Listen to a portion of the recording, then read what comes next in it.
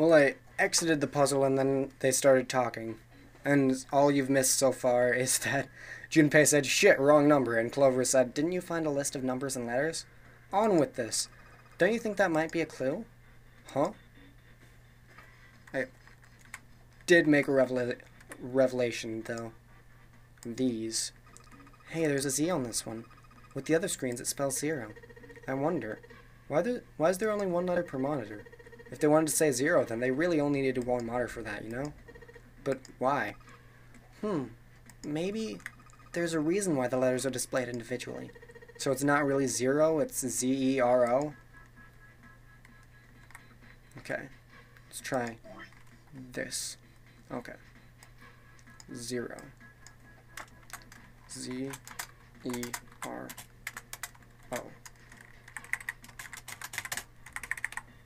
Okay. Z would be at the very end, so that's 26 plus... Well, 26 plus 9, so that's 35. E is 14. R would be 14 plus 9, 23, so 24, 25, 26, 27. And then 23, 24. So that should be it. 35, 14, 27, 24. Hopefully. Once I've put in the 8-digit number, I just press E to enter it, and if I mess up, I guess I just press C one more time. 3, 5, 1, 4, 2, 7, 2, 4. Enter. Yes! Yes! It worked! Good job, Junpei! Excellent. You seem to have unlocked it. Good work, Junpei. Alright, let's go. I'm pretty sure this part's almost over, though.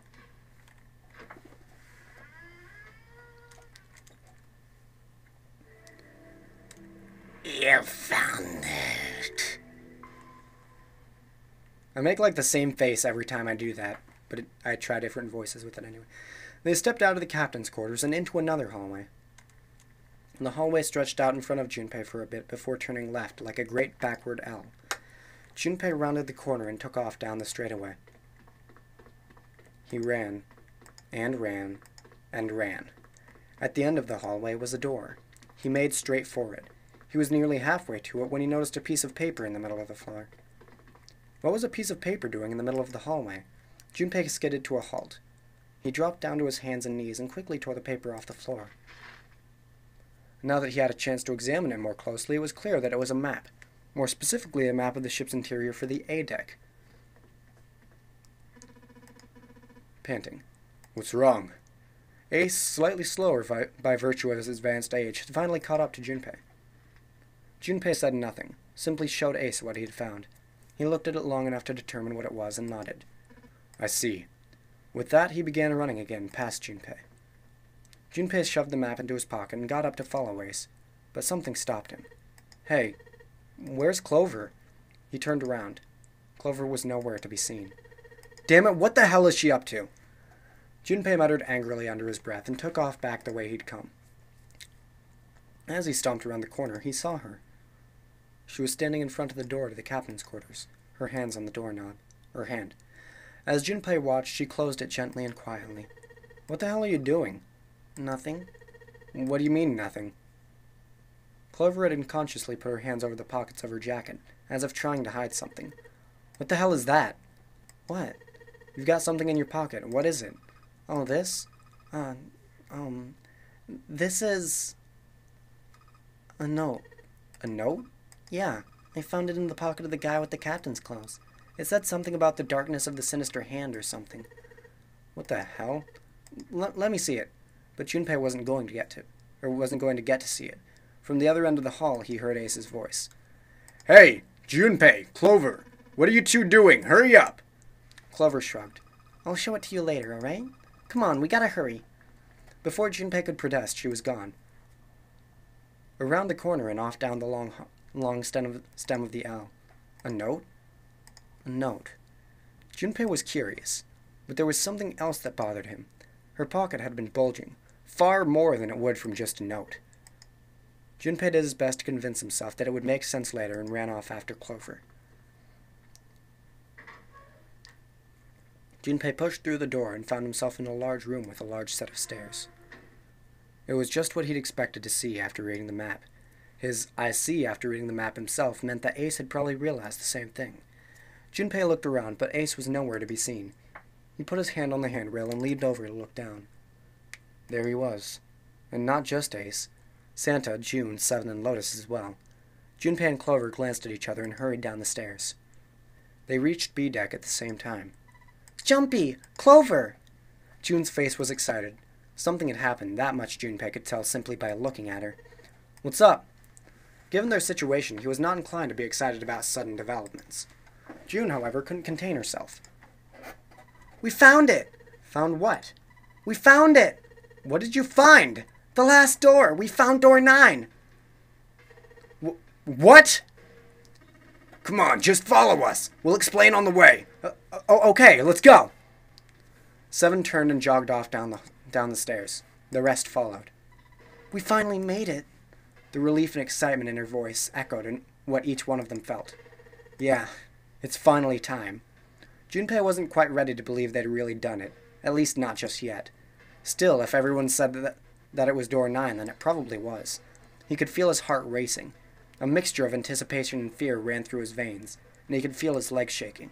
He was doing his best to maintain a sense of healthy skepticism, but he couldn't deny that the prospect of escape was an exciting one.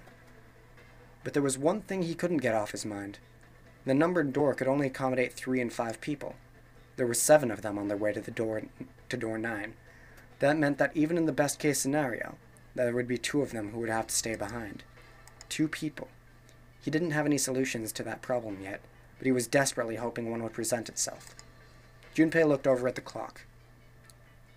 The hands indicated that it was 4:30. They had 90 minutes before their time was up. "Hey, Junpei, June, what the hell are you two doing? Hurry it up!" Santa's voice jolted Junpei out of his reverie. "Let's go, Jumpy." June took off down the stairs, jogging as quickly as she could. Junpei followed. I feel like Junpei is like a psychology major or something based on some of the things that have been said in some of the narration. But I don't know. I have no clue what the fuck he is. As a group, they piled onto the elevator and rode impatiently down to E deck. It looked familiar. There was a metal grate between the 2 elevators. Seven grabbed hold of it and began to talk. "I know I told you I'd explain it earlier, but honestly there ain't much to explain. After we split off from you guys, the 4 of us got on the elevator on the left, and that took us to the other side of the grate. After that..." They'd headed down another hallway. It took them towards the bow of the ship, and eventually to the number 6 that Junpei and June had found earlier. With 4, they'd been able to open the door and keep going. As usually, they'd faced a locked door, but had been forced to complete 2 different areas before they could unlock it. Once they were through that door, there was another hallway that went in the other direction, towards the stern. "So, on your way you found the elevator." "That's right." "So in other words, you kinda did a lap, huh? You came from that side to this side." "Yeah." With that settled, Junpei looked around. "So, where's the number 9 door?" "Over here. Follow me." Seven began walking down the hallway that led towards the stern.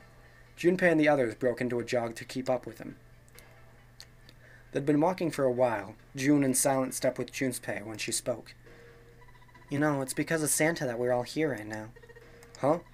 "That all 7 of us are going to door 9. "Hmm? You don't get it? Santa, 7, and Lotus. What's their digital root? 3 plus 11 plus 8 is 18, 1 plus 8 is 9. 9.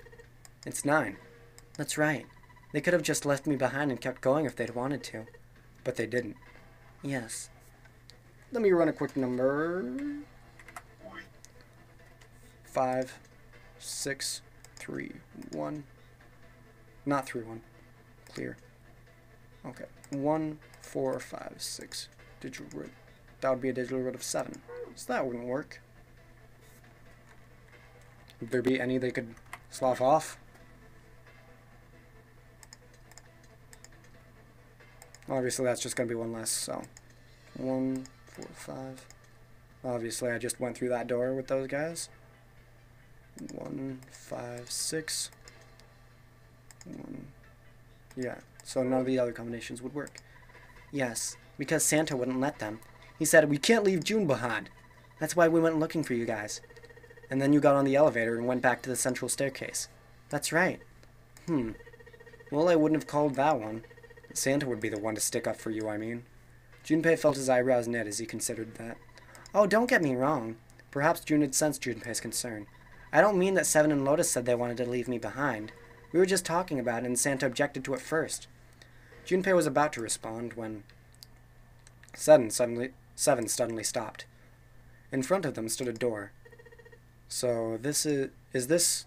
Junpei couldn't see Seven's face, but he could see him nod. There's no other place for us to go? Nope. Just look around. At the end of the hallway was a thick iron wall. To the left and right, other hallways led to the port and starboard sides of the ship, but they were both closed off by thick metal grates.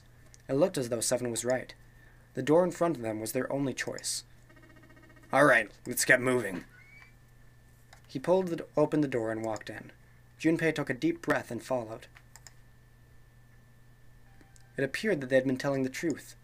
The first thing Junpei saw as he entered the room was the number 9. Like all the others, it was a rough thing made of red paint. The door it decorated sat on the back wall of a rectangular room. Junpei ran up to it. It was a large double door with powerful styling. Something about it was almost majestic, and it made the red paint look especially garish. Junpei grabbed the handle and shook. It didn't budge, but then he hadn't really expected it to. The red was bolted to the wall next to the door. Its display read vacant. Finally, they had arrived. Junpei felt a flood of emotion rushed over him.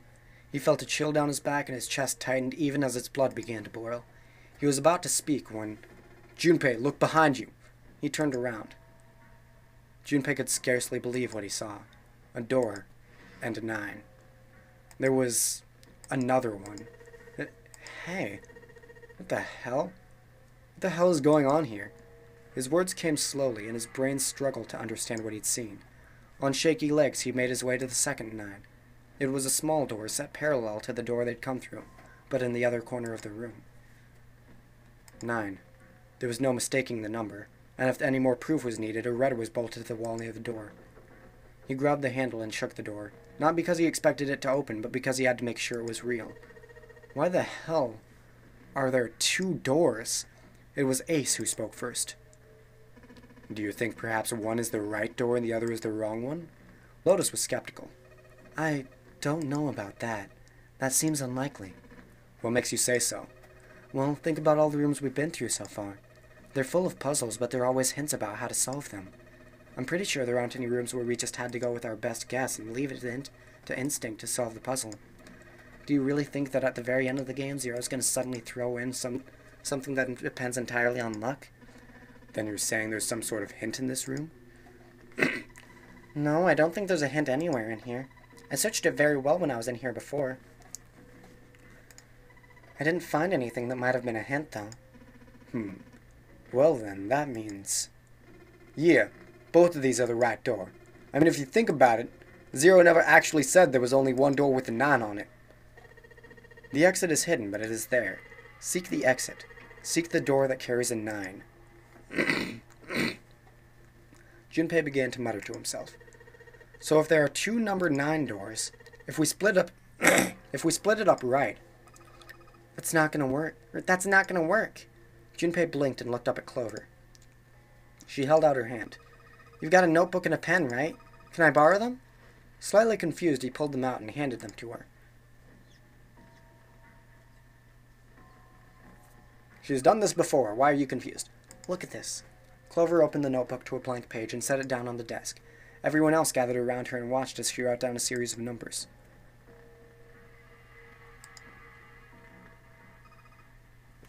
You get it? The numbers on the top are all the combinations with digital roots of 9. The numbers on the bottom are the people who don't fit. There are only 8 possibilities. If we split up into 2 groups of 3 or 4 people. So, if 3 people go through the door, then 4 are left behind. If 4, then 3 are left behind. Right? Clover nodded, almost as if she were pleased with herself for solving a difficult math problem. The room went very quiet. Silence lay across everyone like a thick, heavy blanket. No one spoke. Their faces were blank. Desperate for something else to look at, Junpei turned his eyes to the room around him. As he did, he began to wonder. What was it? The walls were covered with candles. Oh, hey, an email. The wavering flame made the shadows of Junpei and his companions look as though they were dancing. 2 rows of wooden pews filled most of the room. Between them was a strip of rich red carpet. The carpet ran straight through the room, ending at the door that pointed to the stern of the boat. At the other end of the carpet, an altar? There was a recessed space set into the wall between the 2 other doors. Sitting on a raised section of the altar was a coffin. A coffin? A coffin? A coffin? No, it couldn't possibly be. But if it wasn't, then whose body occupied it? That was as far as Junpei wanted to pursue that line of thought. He decided not to think about the coffin for the time being. At that moment, Seven spoke. There was an edge of humor to his voice, but it was forced. Okay, I give up. If we sat around here long enough, someone would volunteer, but I guess nobody's got the guts to do it. Junpei didn't understand, and he wasn't the only one. What? You guys didn't figure it out yet? Fine. Let me enlighten you. Clover was mostly right with her little explanation earlier, but she missed something. She wasn't really wrong, she was just... screw it, let me just write it out. Seven snatched up the notebook and began to write in it. Everyone else clustered around him, desperate for a look.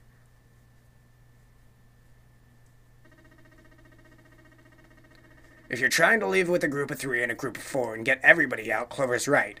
But there's another way. Only one combination, though. If you split us up into groups of 3, 3, and 1, you can make this combination. Wait, this means... Don't make me wrong here. I'm not trying to copy Ace or anything like that. Even if he hadn't been the hero back in the big hospital room, I'd still be saying the same thing. The same thing? Are you saying... Yeah, I am. I'll stay behind. Why are you acting so heroic all of a sudden? Are you some kind of idiot?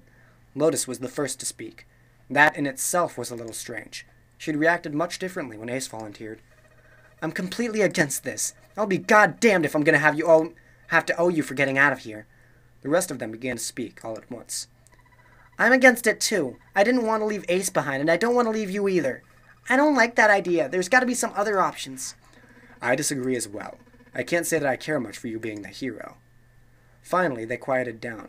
Junpei looked at Seven. Well, there you go, Seven. Proposal denied. Clover's right. There's got to be a better way than this. Seven made some noise that was somewhere between a derisive snort and a cough. Doesn't make any sense. Or it doesn't make any sense. He was doing his best to pretend they were making a foolish decision, but Junpei could see the twinkling of water at the corners of Seven's eyes. Aww. That was when Santa spoke. Whoa, hold on a minute. I haven't said anything yet.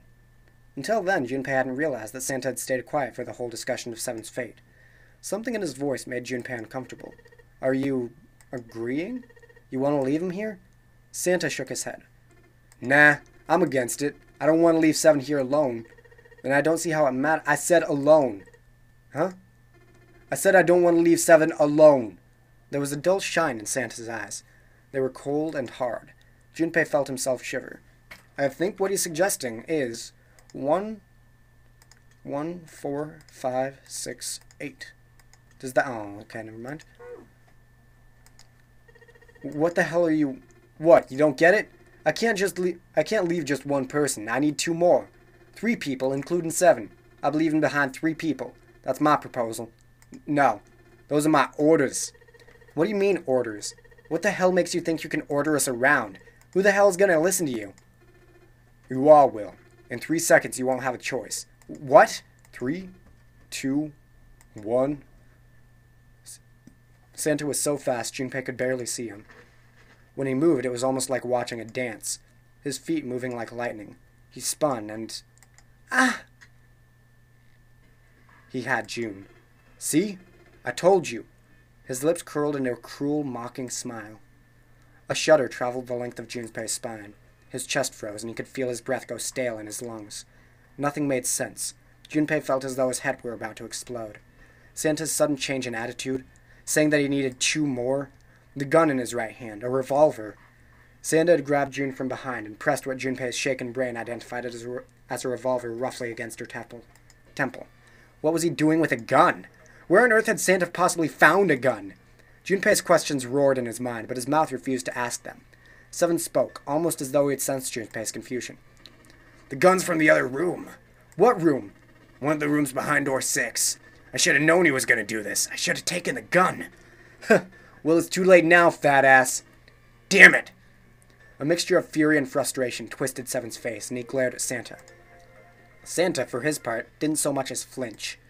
The corner of his lip twitched into a slightly wider smile. Then the smile faded, and he began to move. He walked backwards, dragging June with him. Before long, his back was resting against the door. On the wall next to him was the red. He put his hand on the scanner panel quickly, and then forced June to do the same. Now, time for you to stop following my orders. Ace, Lotus, congratulations. I've chosen you to come with me. Put your hands on the red. 3 plus 6 plus 1 plus 8 is 18.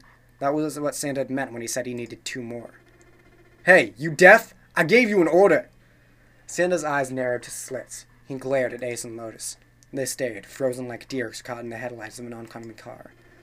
Right, fine. I didn't want to waste any bullets, but you guys just don't get it. No sooner were the words out of Santa's mouth than his hand twitched, and the gun roared. A section of the floor exploded, scattering wooden splinters across the floor.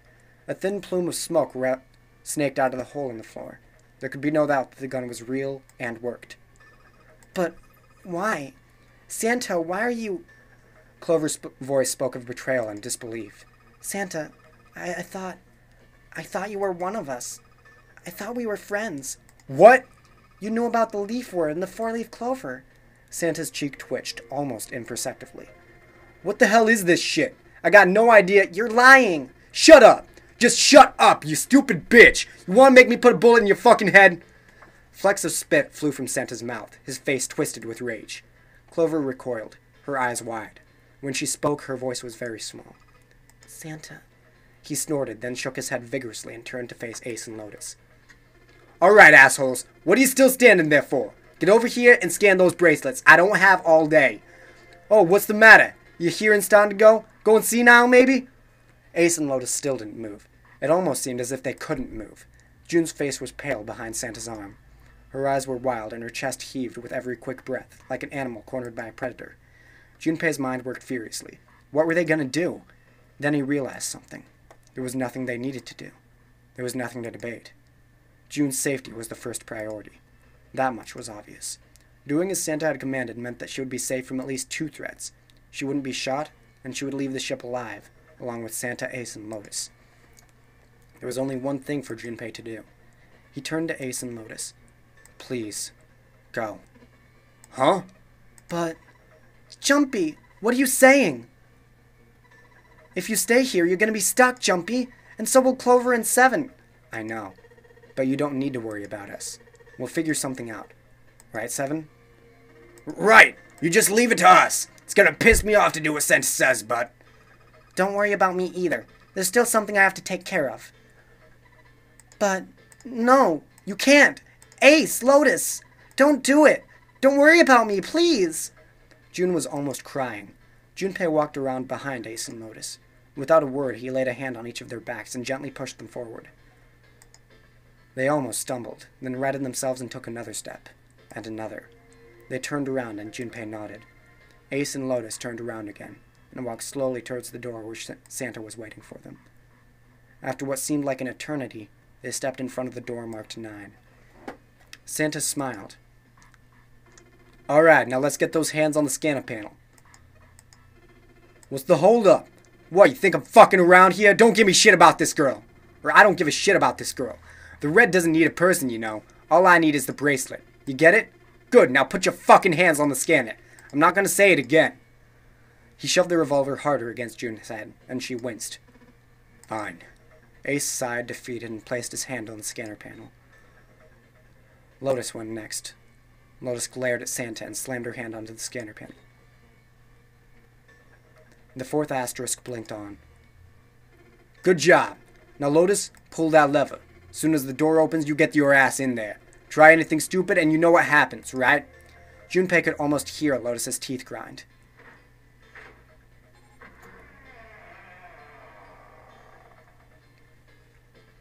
The door slid open. Door number 9 opened at last.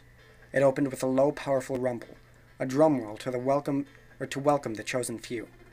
All right, go! Lotus and Ace walked through the door, their eyes furious but defeated. Santa waited until they were all the way inside, then hauled himself and June across the threshold as well. Arg. 6, 7, 8. Later.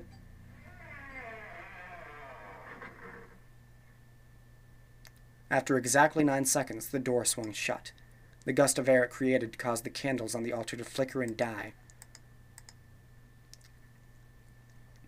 The room fell silent. Junpei, Clover, and Seven had been left behind. Clover looked down at her hand and traced with her finger the faint blue veins that crisscrossed them. Seven shoved his arms into the front of his overalls and scratched his stomach. No one spoke. Silence made the air feel thick and oppressive. Desperate for something, anything, to occupy his mind, Junpei walked to the larger of the 2 9 doors. He stood in front of it and looked at the red. It read engaged. He moved to the smaller door. The red read vacant. The digital root of the remaining people was 7. 5 plus 4 plus 7 is 16. 1 plus 6 is 7. There was no possible way for them to open a door with 9 on it. Junpei touched the surface of the door. He thought about June, about Akane Kurashiki. Was she safe? That was all that mattered to him. If she was alive, if she had escaped this horrible boat, that was what Junpei prayed for. 7 came up next to him. He pulled off his hat, scratched his head, and sighed. So, what do you want to do, Junpei? What do you mean, what do I want to do? What can we do? 7 opened his mouth to respond when a noise echoed through the room. Someone was pounding on something vigorously. It wasn't mechanical. It was certainly human. Junpei and 7 looked at one another. What the hell is that? Shh! Quiet! Clover motioned to 7 to be quiet. She put one finger to her lips and closed her eyes in concentration.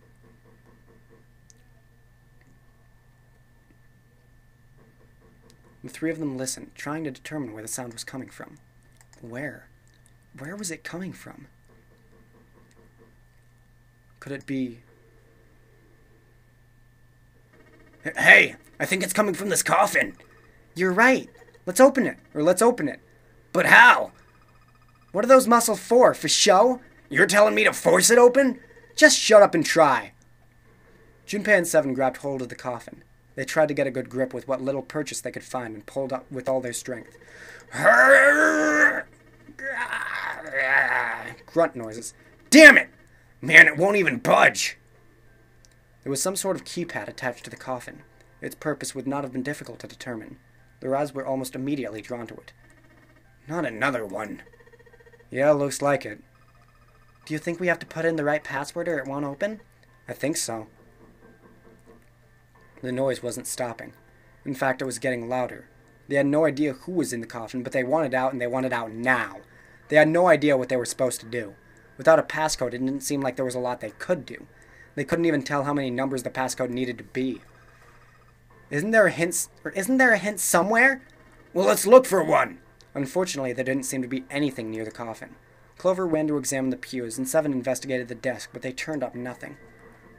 The sound still wouldn't stop. It wasn't a noise that belonged in that room. Or it wasn't a noise that belonged in that room.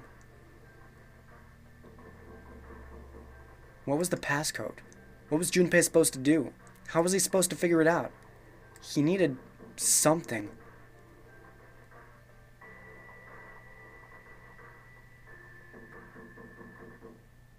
To be continued.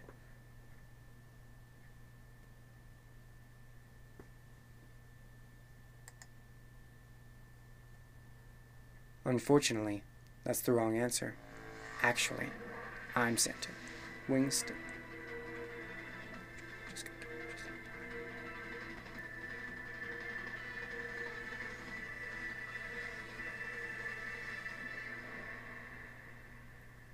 Now it is time Let our game begin. Let's keep that info. That is the coffin ending. Which, apparently, if we get a certain ending, that ending can't be possible anymore. So that's... Has preview always been here? Oh, preview B. Okay. Well then. If we got a certain ending, then that ending wouldn't be possible, because if we did all the stuff that we already did, then we would have gotten the true ending. So, yeah, and stuff. So I will leave you with that. And yeah, that is the coffin ending. Sorry, how many? Okay. We've gotten knife, sub, and coffin. We have 3 more to get. I'm not sure if I'm going to just go ahead and get the next ending, because it's very similar to the one we just got. Well, the ending we're going to get is not very similar, but getting there is basically one of the exact same paths. Or if I'm just gonna, like, do another, or if I'm going to add that, like, right after this video or onto this video. So, situational piece.